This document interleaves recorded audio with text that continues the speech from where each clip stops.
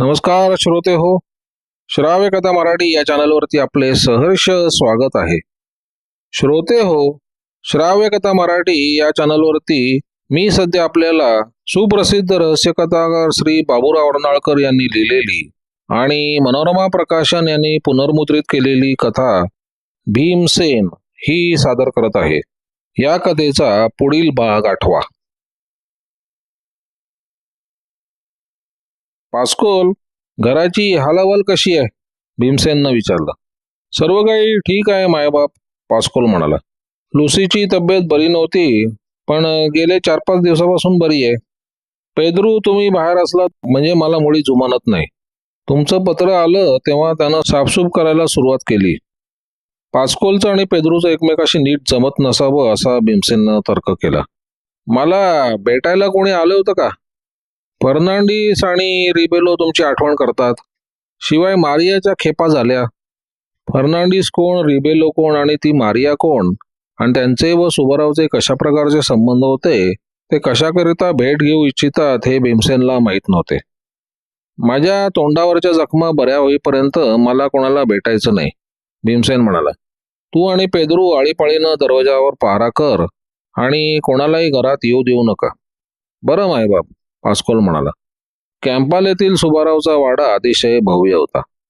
वाड्याच्या तटाला एका बाजूनं समुद्र अगदी जवळ होता. दुसऱ्या बाजूला दाट झाडी असून कितीतरी प्रचंड वृक्ष तेथे होते. घर जुनाट, प्रशस्त पण एक मजली असून एका बाजूला उंच मनोऱ्यासारखा भाग होता.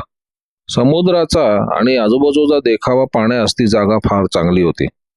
हे अत्यंत रमणीय आणि निसर्ग सौंदर्याने परिपूर्ण असं ठिकाण बघून भीमसेनला आनंद झाला.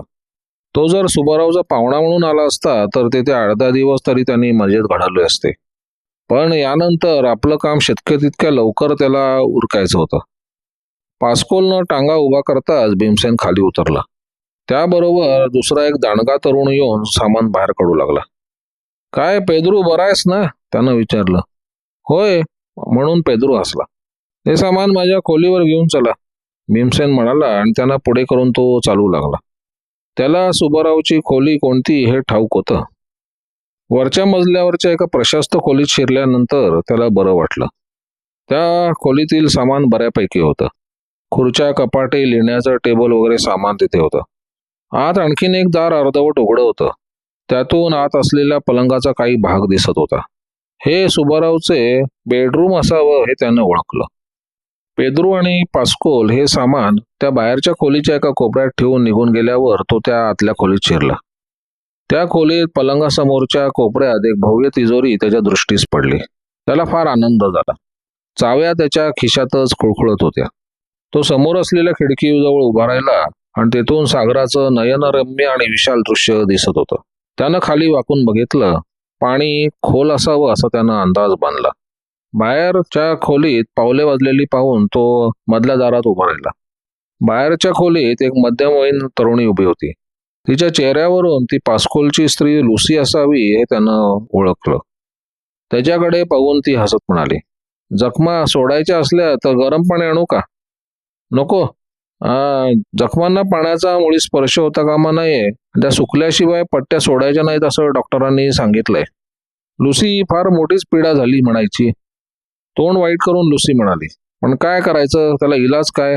तुम्हाला काही आणू का? होय, मला अतिशय भूक लागली आहे. बोटीतलं खाणं काय मला फारसं पसंत नव्हतं, म्हणून मी रात्री जेवलोच नाही. आणि खरोखरच त्याला रात्री जेवायला मिळालं नव्हतं. लुसी धावत बाहेर निघून गेली. थोड्या वेळात ती काही खाण्याचे पदार्थ घेऊन परत आली. भीमसेनात जरी असामान्य शक्ती असली तरी त्याचा आहार सामान्य माणसांप्रमाणे होता. लुसीनं आणलेले पदार्थ खाल्ल्यावर त्याला जरा बरं वाटलं. 2 वाजता जेवण तयार ठेवण्याची तिला वर्दी देऊन त्यानं तिला बाहेर पाठवलं. इथपर्यंत तरी नाटक चांगलं रंगलं होतं. लुसी गेल्यानंतर त्यानं बाहेरचा दरवाजा बंद करून घेतला तेव्हा त्याला फार मोकळं वाटलं. त्यानं कोट काढून ठेवला, चावी काढून तिजोरी उघडली. एवढ्या मोठ्या तिजोरीत लाख रुपयांचा ऐवज होता. पण भीमसेनला त्याचा काही उपयोग होण्यासारखा नव्हता, कारण सुबारावची सर्व संपत्ती शेअर्स आणि बॉन्ड्समध्ये गुंतलेली होती. ते विकून रोख पैसा जमा करणं मेहनतीचं काम होतं. त्यात काही वेळ मोडावा लागला असता. धनंजय हात धुवून पाठीमागे लागल्यामुळे त्याला अवधी मिळणार नव्हता. तिजोरीत फक्त 22,000च्या नोटा होत्या. या एवढ्याशा लहान रकमेसाठी आपण इतकी मेहनत घ्यावी लागल्याचे पाहून भीमसेन कष्टी झाला. तिजोरीच्या खालच्या खणात एक बरीच जड आणि लोखंडी पेटी होती. त्यात अनेक प्रकारचे लहान मोठे सोन्याचे दागिने होते. गरजू लोकांनी गहाण टाकलेल्या आणि त्यानंतर चोबारावच्या पंजातून न सुटलेल्या त्या वस्तू आहेत हे ते दागिने पाहताच त्याच्या लक्षात आले व त्या ऐवजाला हात न लावण्याचा त्यानं निश्चय केला. वैतागानं त्यानं तिजोरीतील कागदपत्र चाळून बघितले. बँकबुक आणि 22,000च्या नोटा खिशात घातल्या आणि तो पलंगावर आडवा झाला. तो झोपेच्या गुंगीत असताना बाहेर पास्कोल हाका मारत असल्याचं त्याला ऐकू आलं. तो धडपडत उठला. आरशात पाहून त्यानं तोंडावरच्या पट्ट्या जागच्या जागी असल्याची खात्री करून घेतली आणि नंतर त्यानं दार उघडलं. फर्नांडिस साहेब 1 तास झाले येऊन बसलेत. जा सांगितलं तरी ऐकत नाही. अत्यंत महत्वाचं काम आहे म्हणतायत. ते आजच्या आज झालं पाहिजे. मी तुम्हाला उठवण्याचा प्रयत्न करून बघितला. मला तुझ्या त्या फर्नांडिसला भेटायचं नाही. प्रवासाचा त्रास झालाय. माझ्या जखमा आता ठणकू लागल्यात. त्यांना उद्या यायला बघ. मी सांगून बघितलं मायबाप. ते म्हणाले आज भेट झाली नाही तर तुझ्या मालकाचं नुकसान होईल. माझं नुकसान झालं तरी चालेल, रागवल्याची बतावणी करत भीमसेन म्हणाला. पण तसं सांगूनही फर्नांडिस साहेब काय ऐकत नाहीत. त्यांना थोड्या वेळानं यायला सांग. पण त्यांना नंतर कोर्टात जायचंय. कशाला मरायला जातोय कोर्टात, रागा केल्यासारखं भासवत भीमसेन म्हणाला. वकील साहेबांची महत्वाची केस आहे. कोण फर्नांडिस वकील भेटायला आलाय. गाढवा प्रथमच का नाही सांगितलं. मला वाटलं तो पाव बिस्किटवाला फर्नांडिस कर्ज मागायला आलाय म्हणून. पाव बिस्किटवाला फर्नांडिस ही काय भानगड आहे त्या बिचाऱ्या पास्कोलला काही समजलं नाही. तो फर्नांडिसला बोलवण्यासाठी निघून गेला. फर्नांडिस वकील आहे आणि फायद्याची आणि महत्वाची काही गोष्ट सांगायला आलाय हे पास्कोलकडून काढून घेताना त्याला भेटायचं भीमसेनानं ठरवलं होतं. ही काय भानगडे पाहावे तरी खरं असं त्यांनी वाटलं. सुबाराव, तुम्ही तर कमाल केली, फर्नांडिस आत येता क्षणी म्हणाला. तुमची वस्तू तुमच्या अंदाजापेक्षा 4 दिवस अगोदरच आली. तुमच्या गैरहजेरीत ती ताब्यात देताना मला कितीतरी कष्ट पडले. तुम्ही त्याबद्दल अशी शाबासकी देता. भेटायलाही तयार नाही. त्या गाढव पास्कोलनी घोटाळा केला. मला भलताच फर्नांडिस आल्याचं सांगितलं. पण पास्कोल तर तुमचं काम पाहू लागल्यापासून गेली 10 वर्ष मला ओळखतो. तो चूक कशी करील. ते जाऊ द्या हो, भीमसेन सुबारावप्रमाणे अंगविक्षेप करत म्हणाला. 10 वर्ष सुबारावचं काम करणाऱ्या वकिलाशी गाठ असल्यामुळे तो अतिशय सावधगिरीने वागत होता. बरं आता पुढची व्यवस्था, वकिलानं विचारलं. भीमसेनाचा गोंधळ उडाला. तो म्हणाला, ती वस्तू इतक्यात येईल असं मला वाटलं नव्हतं. आली तर काय बिघडलं. आफ्रिकेसारख्या लांब देशातून आणि ती सुद्धा चोरून छपून आणावी लागलेली वस्तू ती अगदी ठराविक वेळेत कशी येणार. आता काय करायचं ते बोला. बँकेच्या मॅनेजरशी बोलणं झालंय. तो सर्व लॉट घ्यायला तयार आहे. भीमसेनला ही भानगड काय ते समजेना. तो म्हणाला, मला ते सर्व लॉट बघितले पाहिजेत. अहो, त्यात बघण्यासारखं काय आहे. तुम्ही म्हणता तर चला जाऊ. माझी मोटर आणली आहे. छे छे, माझ्याच्यानं आता काही घराबाहेर पडवत नाही. ते सर्व तुम्ही इथंच घेऊन या, भीमसेन म्हणाला. सुबाराव, तुम्हाला वेळ तर नाही ना लागलं, आश्चर्यानं वकील म्हणाला. एवढं जोखीम इथे आणायचं ते तुम्हाला फक्त बघण्यासाठी. मला ते बघितलंच पाहिजे, आवाज चढवत भीमसेन म्हणाला. तुम्ही मालक आहात, पण माणसाच्या लहरीत काही सीमा असते. या घरात तुम्ही आणि तुमचे ते मरतुकडे 2 नोकर एवढीच काय ती माणसं. शिवाय कॅम्पाला हा काही गजबजलेल्या वस्तीचा भाग नाही.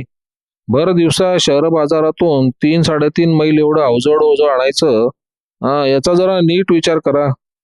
काही मेहनत पडली तरी ते आजच्या आज इथे पाठवून द्या, भीमसेन म्हणाला. 2,000 चोळ्यांच्या लगडी इथे आणून करणार काय तुम्ही, फर्नांडिसनं विचारलं.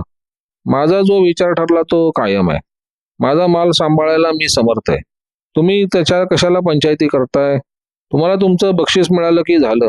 आता वेळ नका घालू. वकील उठला आणि अगदी भांबवल्यासारखा बाहेर गेला. पास्कोल उभा होता. त्याला तो म्हणाला, या म्हाताऱ्याला वेळ लागलेला दिसतंय. काहीतरीच बोलतात. अहो, आल्यापासून आमच्याशी तर कधी नाही इतके चांगले वागत आहेत, पास्कोल म्हणाला. 3 वाजता तुमची वस्तू तुम्हाला मिळेल असं त्या थेरड्याला सांग. असं म्हणून फर्नांडिस आपल्या मोटारीत बसवून निघून गेला. आफ्रिकेतून 2,000 तोळं सोनं सुबारावने चोरून छपून मागवलं होतं आणि बँकेच्या मॅनेजरला वकिलामार्फत कटात ओढून ते चालू भावात विकण्याचा त्याचा प्रयत्न होता. हे वकिलाच्या बोलण्यावरून स्पष्ट झालं होतं.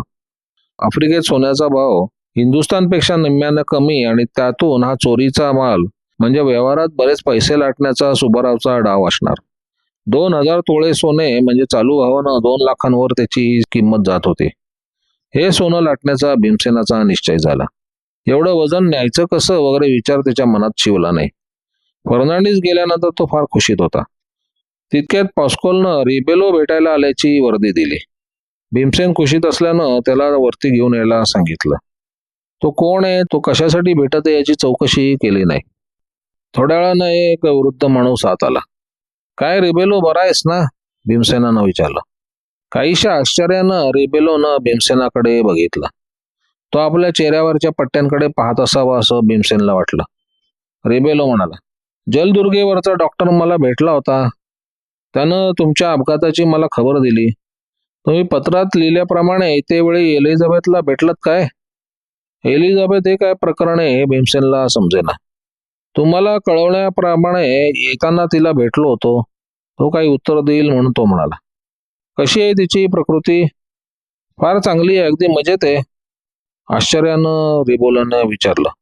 ती अंथरुणावरून उठून बसली का? हो, नुसती बसतच नाही, चांगली हसते खेळते, अगदी बळी झाली आहे ती. आश्चर्य आहे, रिबेलो म्हणाला. 90 वर्षाची म्हातारी, आज मरते का उद्या अशी 4 दिवसापूर्वीची तिची स्थिती होती. ती हसायला खेळायला लागली, आश्चर्यच नव्हे का? आपली मोठी गफलत झाली असे भीमसेनला वाटले. तो जरा सावरून घेण्याकरता म्हणाला, अहो, दिवा विझण्यापूर्वी जरा जोरानं प्रकाशतो तशातलाच प्रकार आहे हा रिबेलो. त्या उत्तरानं रिबेलोचे थोडं समाधान झाल्यासारखं दिसलं. तो मान हलवत म्हणाला, तसंच असेल, पण तरी सुद्धा आश्चर्यच आहे म्हणायचं की. पण लिली कशी आहे? नव्या जागेत तिला करमतं का? तुमच्याही अंगाखांद्यावर बागडणारी लिली, तिनं तुम्हाला ओळखलं की नाही? ही लिली कोण हा भीमसेनला प्रश्न पडला. सुबारावच्या अंगाखांद्यावर खेळणारी व नवीन जागेत जाणारी ही नव्यानं मुंबईत जाणारी लहान मुलगी असावी असा त्यानं अंदाज बांधला. लिली खुशीत आहे. मला पाहताच तिनं माझा गळा पकडला आणि बाहेर न्या म्हणून हट्ट धरून बसली. मी तिला बाहेर इराण्याच्या दुकानात नेऊन चॉकलेटचा पुडा दिला तेव्हा किती हसली म्हणून सांगू. तुमची आठवण करीत होती. लिली बोलली कशी? रिबेलो संशयित नजरेनं पाहत म्हणाला. आपण कुठेतरी घसरत चाललो असं भीमसेनला उमगलं. सारं प्रकरण चेष्टेवारी नेण्याच्या इराद्याने तो म्हणाला. हो, बोलली कशी काय म्हणताय? तोंडानं बोलली, दुसरं काय? तुमचं डोकं ताळ्यावर दिसत नाही, रिबेलो म्हणाला. अहो, कुत्रं माणसासारखी कशी काय बोलू लागले? गळा पकडून चॉकलेटचा हट्ट धरू लागली म्हणजे या जगात राहायलाच नको. कधी ही म्हातारीची पिढा निघून जातं असं भीमसेनला झालं. तिची लिली कुत्रीबद्दलच्या मजेदार घोटाळ्याचं त्याला हसू आलं. रिबेलो म्हणाला, या आता तुमच्या पट्ट्या सोडून द्या, म्हणजे तुम्हाला बरं वाटेल. पट्ट्या किती मळल्यात बघा. सकाळपासून नवीन पट्ट्या बांधायला भीमसेनला सवड मिळाली नव्हती. तुम्ही गेल्यानंतर मी त्या बदलतो, तो म्हणाला. काय, डॉक्टर असताना तुम्ही स्वतः पट्ट्या बदलणार? अहो, माझा त्या डॉक्टरवर विश्वास नाही. अगदी गाढव आहे तो.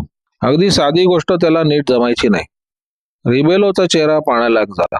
तो म्हणाला, अहो डॉक्टर, ते त्या धंद्यात केस पिकलेत. केस पिकले म्हणजे शहाणपणा थोडा येतो, भीमसेन म्हणाला. रिबेलो रागानं बाहेर निघून गेला. खाली पॉस्कोल उभा होता. तो ओरडून त्याला म्हणाला, पुन्हा प्राण गेला तरी या घराची पायरी चढणार नाही. तुझ्या त्या वेड्याला म्हातारचळ लागलंय. विचारात पडलेला पॉस्कोल वरती आला. असं झालं तरी काय, पाण्यासाठी खोलीत डोकावलं. काय रे पॉस्कोल, काय झालं? काय नाही बाप, पॉस्कोल म्हणाला. डॉक्टर साहेब फार रागवलेले दिसतायत. कोण डॉक्टर साहेब? अहो, रिबेलो डॉक्टर साहेब, पॉस्कोल म्हणाला.